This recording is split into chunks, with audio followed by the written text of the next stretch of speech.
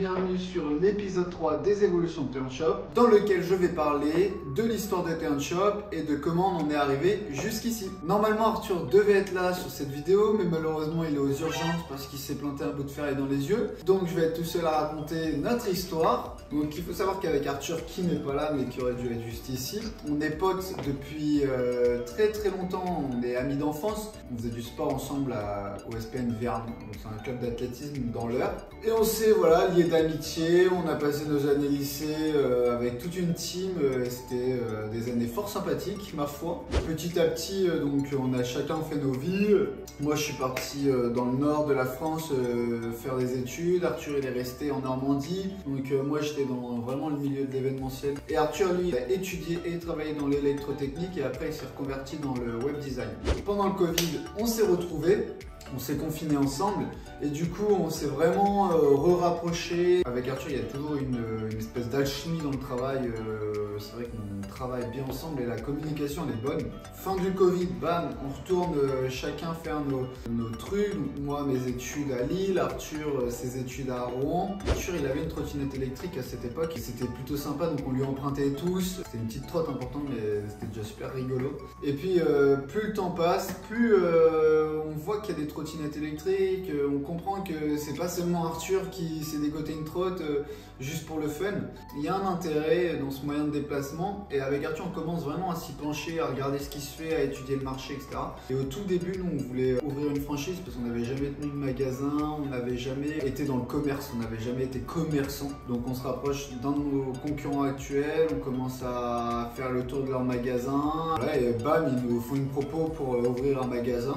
Bon, la proposition elle n'était pas assez intéressante et c'était finalement pas ce qu'on cherchait. Bon, on va prendre notre temps, on va pas ouvrir une franchise comme ça et en plus de ça, ça demandait beaucoup d'argent. Je redescends en Normandie parce qu'avec Arthur, on savait qu'on allait ouvrir un magasin à Rouen parce que c'était proche de tout, la ville était super propice pour l'implantation d'une boutique.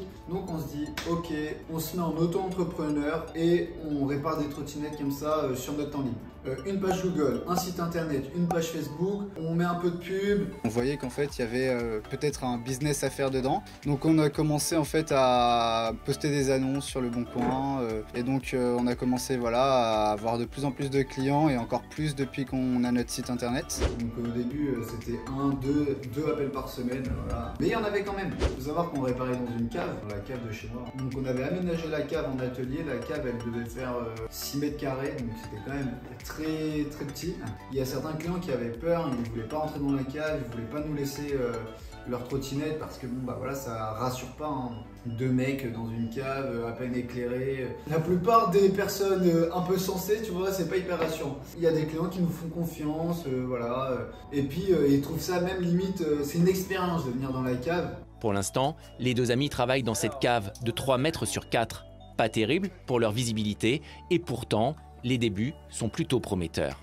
Vous réparez combien de trottinettes par jour? Sur les grosses journées, ça peut aller jusqu'à 6. Mais autrement, vu que le lieu où on est aujourd'hui, ça ne nous aide pas forcément, on est plutôt très content du résultat. 2 mois après le lancement de cette auto-entreprise, les clients ils commencent à trouver ça rigolo. On n'a plus du tout de clients qui ont peur de nous laisser leur trotte et tout. On commence à avoir une problématique. La copropriété de mon immeuble commence à voir qu'il y a un commerce, donc ils commencent à pas trop être contents. On évitait au maximum les voisins, on se faisait le plus discret possible, sachant que cette période de la cave, elle a duré 6 mois. Et donc la copropriété, c'est simple, hein, elle se réunit et un jour ils descendent à la cave et ils nous disent bon faut quitter le lieu telle date. Donc on se dit ouf, là il va falloir partir, ça sent mauvais. Et aussi ça n'a pas plu parce que dans les box il n'y a pas d'électricité, donc on s'était branché au compteur général et puis on tirait l'électricité toute la journée, compresseur, disqueuse, etc.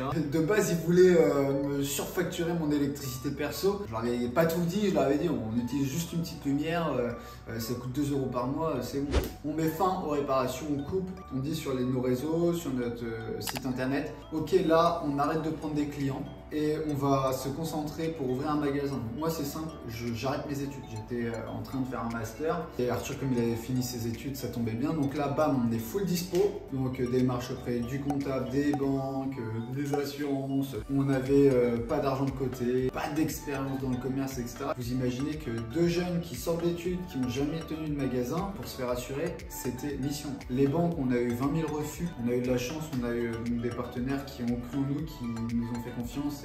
Et du coup, aujourd'hui, on a pu ouvrir et se développer. 6 mois après notre auto-entreprise dans la cave et après 3 mois de travaux, on a été fiers de vous présenter notre boutique Turn Shop et je suis enthousiaste de vous dire qu'on a un nouveau projet qui arrive et dont on va vous parler très prochainement, donc restez connectés.